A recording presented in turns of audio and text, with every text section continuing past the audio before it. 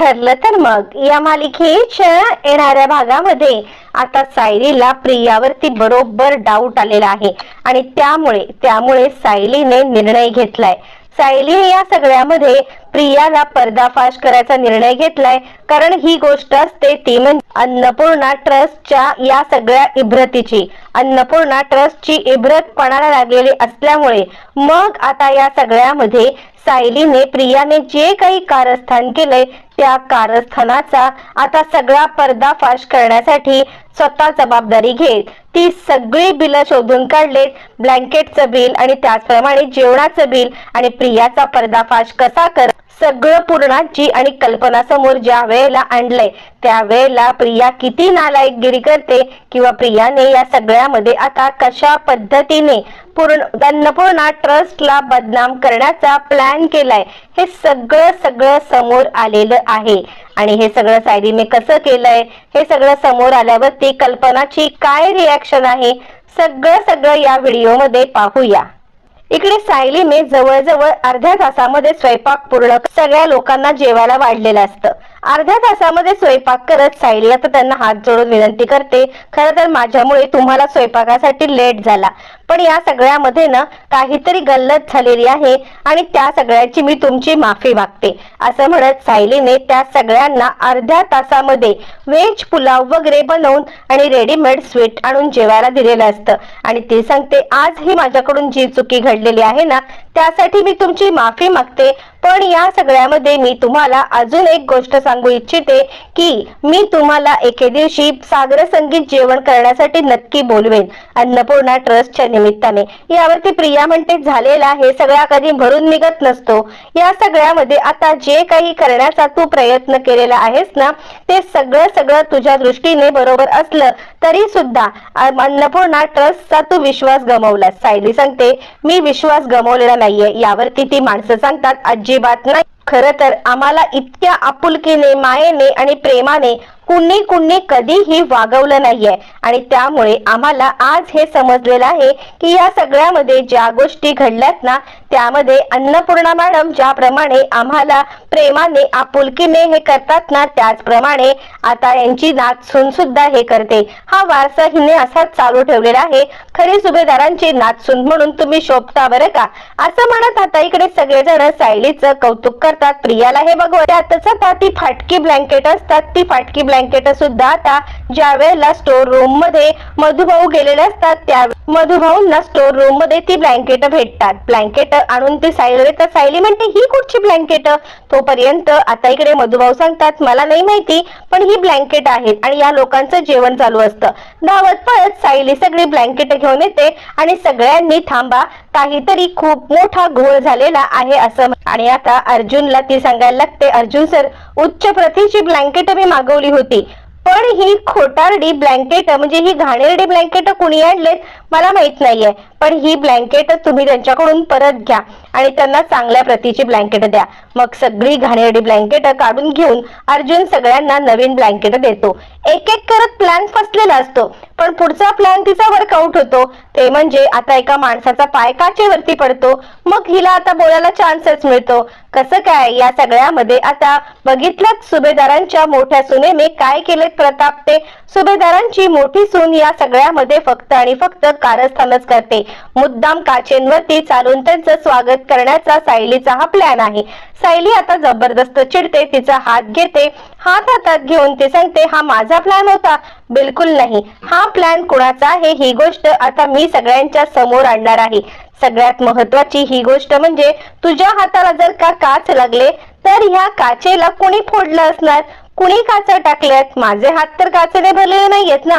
प्रिया आता गडबडते, पूर्णाजी सांगते तन्वी या सगळ्या काचावर का हे सगळं केलंस तू? प्रिया सांगते नाही पूर्णाजी अगं मी नाही केलं, पण सगळ्यांना समजलेलं असतं की हे कुणी केलेलं आहे ते, त्यामुळे तिच्या बाजूने उभं राहायला असं कोणीच तयार नसतं। मग पूर्णाजी कल्पनाला म्हणते काय ग म्हणजे काय आहे हे सगळं, हे तन्वीने काचा टाकल्या असतील? कल्पना म्हणते नाही हो मला खरं तर असं वाटत नाहीये की हे सगळं तन्वीने केलं असेल, पण तरी सुद्धा या सगळ्यामध्ये आता मला या सगळ्याची जरा चिंताच वाटते। यावरती पूर्णाजी म्हणते खरंच आहे, आणि ते खराब अन्न आतापर्यंत सायलीने कधीही अन्न बनवलं, पण असं खराब अन्न कधीच नाही. तिला अन्न बनवणं हे तर आवडतं ना, मग ती या सगळ्यामध्ये खराब अन्न का बनवेल? कल्पना म्हणते खरंच माझं काही डोकं चालत नाहीये. कोण कोणाला त्रास देण्यासाठी काही करते की मुद्दाम सायलीने हिला त्रास देण्यासाठी काही केलंय? असं म्हणत अजूनही दोघींच्या डोळ्यावरती आता तिच्या तन्वीच्या आंधळ्या प्रेमाची पट्टी असते. पण त्याच वेळेला इकडे सायली ठरवते आणि ही पट्टी आता बाजूला कर. आता सगळा प्रकार उचलून सायली आता मधुभाऊंना सगळ्या गोष्टी सांगायला येते. सायली मधुभाऊंना सांगायला येते की मधुभाऊ, अहो खूप मोठी तुमची मदत झाली बरं का. तुम्ही स्टोर रूम मध्ये गेला नसतात तर आम्हाला समजलंच नसतं की या सगळ्यामध्ये आता काहीतरी गडबड झालेली आहे म्हणून, किंवा कुणीतरी मुद्दाम हे सगळं केलंय म्हणून. अहो बरं झालं तुम्ही या सगळ्यामध्ये त्या गोष्टी आम्हाला आणून दिल्यात, नाहीतर खूप मोठा अनर्थ घडला असता. असं म्हटल्यावरती मग आता मधुभाऊ म्हणतात, मी सांगू का साऊ बाळा, काहीतरी गडबड आहे. म्हणजे या सगळ्यामध्ये ही न तन्वी तुला बदनाम करण्यासाठी हे सगळं करते. स्टोर रूम मध्ये चांगली हे आपोआप चालत तर जाणार नाहीत ना, त्यामुळे मला काय वाटतं तू जरा सावध राहा. यावरती आता सायली सांगते काहीच काळजी करू नका, मी तिचा काचांचा डाव उधळून लावलाय. यावरती मधुभाऊ सांगतात, मी खरं सांगू का, तर काचांचा डाव आता उधळून लावणं हे सोपं आहे, पण या सगळ्यामध्ये ती आता जे काही करते ना, तू जरा सावध राहा बाळा. या सगळ्यामध्ये आता तुला सावध राहायची गरज आहे. ती तुझ्या आणि जावई बापूंना त्रास देण्याचा प्रत्येक प्रयत्न करेल. सायली म्हणते तुम्ही काळजी करू नका. पण सायली मधुभाऊंना जरी हे म्हणत असते ना, तरी तिच्या डोक्यात मात्र मग सायली रूम मध्ये येऊन आता अर्जुनला सांगायला लागते, मला काय वाटतं अर्जुन सर, हे सगळं कुणी केलं असेल, आणि मुळातच ते खराब अन्न ज्या वेळेला आता इकडे माझ्या समोर आलं ना, त्यावेळेला म्हणजे कुणीही ते उघडलेले नव्हते पॅकेट्स उघडले नव्हते. त्यामुळे प्रिया कसं काय बोलू शकते की याच्यामध्ये अळूवडी आणि आता श्रीखंड आहे? ती तर तिच्या रूम मध्ये पूर्णपणे झोपून गेली होती. यावरती अर्जुन म्हणतो काहीतरी गडबड आहे. सायली म्हणते या गडबडीचं उत्तर मला तन्वीच्या रूम मध्येच सापडेल, तन्वीच्या रूम मध्येच उत्तर सापडेल. पण त्यासाठी प्रियाला या सगळ्यामध्ये आता तुम्ही बाहेरच्या दिशेने नेलत ना, तरच गोष्टी सुरळीत होतील. प्रियाला तुम्ही या सगळ्यामध्ये आता बोलण्यामध्ये अडकवलं पाहिजे. जर तुम्ही अडकवलं तर मी या सगळ्यामध्ये गोष्टी शोधून काढेन. अर्जुन म्हणतो इथे पण तुमची डिटेक्टिव्हगिरी. यावरती मग आता सांगायला लागतात, सायली सांगायला लागते, हो आता मी काय करणार आहे माहितीये का, मी या सगळ्यामध्ये ज्या गोष्टी करणार त्या गोष्टी मी तुम्हाला नंतरच सांगेन. तिथे जे काही गोष्टी केल्यात ना, म्हणजे बघा ब्लँकेट मागवलेत, खराब अन्न मागवलंय, त्याच्या कुठेतरी पावत्या त्या तिच्याजवळ असतीलच ना.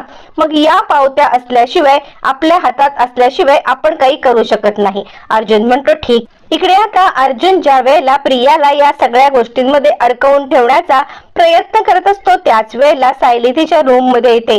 रूम मध्ये आल्यावर ती कबर्ड खोलून ती या सगळ्यामध्ये आता गोष्टी शोधण्याचा प्रयत्न करते, जेणेकरून कसल्या तरी पावत्या, काहीतरी पुरावे, या सगळ्या गोष्टी तिला सापडतील. आणि मग ती विचार करते आज काहीही झालं तरी या सगळ्यामध्ये मी आता हिला सोडणार नाहीये, असं म्हणत मग मात्र ती आता विचार करते आणि ते सगळं उघडते. उघडल्यावर ती त्या पावत्या हातात येतात. पहिली पावती असते ती म्हणजे 3000 रुपयाची, ज्याचे तिने अन्न घेतलेलं असतं. 3000 रुपयाचं अन्न ज्या ठिकाणावर मागवलंय त्या ठिकाणी तिने आता अन्न मागवण्यासाठी फोन केलेला असतो. आणि ब्लँकेट, पनवेल क्विल्ट या ठिकाणावरून जी ब्लँकेट आणण्यात आलेली असतात त्या ब्लँकेटांचं हे सगळं आता इकडे सायलीच्या हातामध्ये लागल्यावरती मग आता सायली या सगळ्यामध्ये खूप मोठा निर्णय घेते आणि ताबडतोब ज्या ठिकाणावरून तिने आता अन्न मागवलंय आणि ज्या ठिकाणावरून खराब क्विल्ट मागवल्यात त्या सगळ्या मागवते. त्यानंतर मग आता प्रियाला अडकवण्यासाठी हा जबरदस्त प्लॅन आता तिने केलेला असतो. हे सगळं चालू. आता प्रियाला कॉल येतो. प्रियाला कॉल आल्यावरती तो सांगतो मॅडम पुन्हा खराब अन्न मागवलंय. यावरती प्रिया म्हणते खराब अन्न, पुन्हा खराब अन्न, कोणी सांगितलं आणायला? तुम्हाला हे सगळं अन्न आणायची गरज काय? ते म्हणतात अहो असं काय करताय मॅडम. मग प्रिया धावत पळत बाहेर येते. ज्या वेळेला प्रिया धावत पळत बाहेर येते आणि त्यावेळेला प्रियाला आता तो माणूस भेटतो आणि मॅडम पुन्हा 3000चं अन्न आहे हा. यावरती प्रिया म्हणते वेळ लागले का, आता खराब अन्न घेऊन मी काय करू, झालं माझं काम. यावर तो माणूस म्हणतो असं काय करताय, अहो तुम्हीच ऑर्डर दिली होतीत ना, आमच्या रेस्टॉरंटला फोन आला होता. सायलीने बरोबर हुशारी करत प्रियाच्याच मोबाईल वरून ह्या आता ऑर्डर दिलेली असते आणि जबरदस्त आता मात्र प्रियाला या सगळ्यामध्ये बरोबर तिने अडकवलेलं असतं. हे सगळं चालू असताना मग आता सगळ्यांना घेऊन सायली पोहोचते. ती म्हणजे आता तिकडे बाहेरच्या याच्यामध्ये सगळेजण बाहेर येतात आणि त्याच वेळेला आता इकडे प्रिया सांगत असते काल मला खराब अन्न हवं होतं पण आज मला नको आहे. कल्पनाला सगळ्या गोष्टींचा उलगडा होतो. कल्पना आता विचार करते काय आहे म्हणजे हे सगळं. या तन्वीने आता तर आपल्याला कुठेच तोंड दाखवायची जागाच ठेवली नाहीये. म्हणजे हिला या सगळ्यामध्ये आता सायली काल जे बोलत होती ती गोष्ट खरंच खरी आहे असं म्हणत आता मात्र इकडे सगळ्यांनाच धक्का बसतो. तोपर्यंत अश्विन येतो आणि काय आहे हे यावरती तो माणूस सांगायला लागतो मग काय, काल यांनी माझ्याकडून 3000 रुपयाचं खराब अन्न घेतलं आणि आज फोन करून या घेत नाहीयेत. अश्विन म्हणतो 3000 रुपयाचं खराब अन्न या का घेतील. यावरती आता इकडे तो सांगायला लागतो मग काय. प्रिया म्हणते नाही हा मला अडकवण्याचा प्रयत्न आहे, मी नाही फोन केला. यावरती माणूस म्हणतो मॅडम ते मला माहित नाही फोन बिनचं काय आहे ते, पण फोनचं सगळं जाऊ दे, तुम्ही सगळ्यातच महत्वाचं म्हणजे आता मला काल भेटला होतात ना, काल माझ्याकडून तुम्ही अन्न घेतलं आणि मी तुम्हाला 3000 मागितलं तुम्ही दिलेत ना, असं काय करताय, इथेच तर आलो होतो ना मी. झालं एक एक करत सगळ्या गोष्टी आता उलगडायला लागतात आणि या सगळ्या गोष्टी उलगडत असतानाच आता मात्र प्रियाचा सायलीने बरोबर आता ट्रॅप मध्ये अडकवलेलं असतं. त्यानंतर पूर्णाची कल्पना या सगळ्या जणी आता चिडतात आणि खराब अन्नाचं सत्य समोर. त्यातच आता सगळेजण आत येतात. त्या लोकांच्या समोर तमाशा नको किंवा त्या लोकांच्या समोर आता काही गोंधळ नको म्हणून कल्पना आत येते. आणि का तन्वी तू असं का केलंस, म्हणजे सायलीला कमीपणा देण्यासाठी तू या सगळ्या गोष्टी केल्यास मला मान्य आहे, पण या सगळ्यामध्ये आता तू आमच्या अन्नपूर्णा ट्रस्टचं नाव बदनाम करतेस. अगं तुझ्यापेक्षा ती सायली परवडली, म्हणजे ती कधीच या सगळ्यामध्ये आता इतका आम्ही तिला त्रास दिला तरी सुद्धा तिने कधीही या सगळ्यामध्ये आमच्या विरुद्ध काहीही करण्याचा प्रयत्न नाही केला. प्रिया म्हणते नाही कल्पना मी हा तिचा डाव आहे. यावरती मग आता सायलीला इकडे सायलीचं म्हणणं न ऐकता कल्पना सांगायला लागते कसं आहे ना, तिचा डाव असताना तर त्या डावात ती अडकली असती, तू कशी काय अडकलीस ग, काय आहे हे सगळं असं म्हणत असतानाच इकडे आता प्रिया सांगायला लागते नाही नाही तिनेच ते खराब अन्न बनवलं होतं. असं म्हटल्यावर ती विमला जे अन्न सायलीने बनवलेलं असतं ते अन्न प्रियाने जिथे लपवून ठेवलंय तिथे आता वास यायला लागलेला असतो. तिथून ते अन्न शोधून काढते आणि हे बघा कल्पना वहिनी काल सायली म्हणजे हे बनवलेलं हे अन्न होतं आणि जे डबे आपण फेकून दिले ते तिसरेच होते. आता मात्र कल्पनाला सगळा विश्वास बसतो आणि अश्विन कल्पना या सगळ्यांना धक्का बसतो. म्हणजे तन्वीने या सगळ्यामध्ये आपल्यासोबत इतका काही खोटारडेपणा केलेला आहे की या सगळ्यामध्ये आता आपल्याला लाज वाटावी इतकं सगळं झालंय असं म्हणत सगळेच जण आता तिच्यावरती चिडायला लागतात. आणि जे काही कारस्थान तू आता घडवून आणलेलं आहेस ना, या कारस्थानाला तुला कधीही माफी मिळणार नाहीये असं आता म्हणायला लागतात.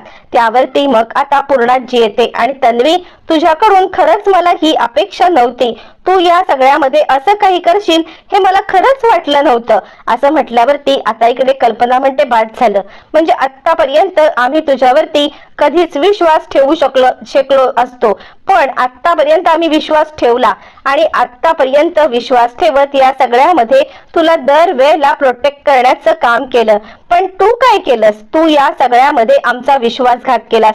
बाद झालं. ती सायली कशीही असली ना तरी तिने काल अन्नपूर्णा ट्रस्टची इज्जत वाजवली. अर्ध्या तासामध्ये स्वयंपाक केला आणि अर्ध्या तासात स्वयंपाक करून तिने या सगळ्यामध्ये आम्हाला वाचवलं, पण तू तुझ्यासारखी नालायक मुलगी नाही मी पाहिली असं म्हणत मग मात्र आता इकडे कल्पना जबरदस्त चिडलेली असते आणि तिला जबरदस्त धडा सुद्धा शिकवते.